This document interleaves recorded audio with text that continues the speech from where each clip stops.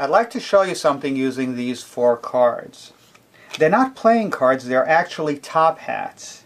And magicians used to do a lot of magic with top hats, and we're going to use these 4 hats for this little show. The first thing magicians did is turn the hat mouth up. This allowed them to collect tips while working the streets. The second great idea a magician had about 100 years ago was to snap their fingers and produce a rabbit out of the hat. This ended up being the routine most magicians are famous for. But back then, people in the audience used to wear hats, so they would borrow a hat, snap their fingers, and produce a rabbit out of the hat. Things became difficult later on when people stopped wearing hats.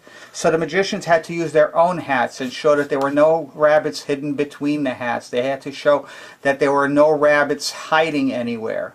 They even had to shake the hat to prove that there was no rabbit hidden inside. But when they snapped their fingers, they would produce a rabbit. So we have 3 rabbits and 1, 2, 3, 4 hats. I could continue producing rabbits to the end of time, but we're kind of running out of room. So instead of producing another rabbit, what I'm going to do is snap my fingers and make one of the hats disappear. So we now have only 3 hats, 1 for each rabbit to claim as their home. Now magicians eventually stopped doing magic with rabbits too. And it wasn't because of PETA.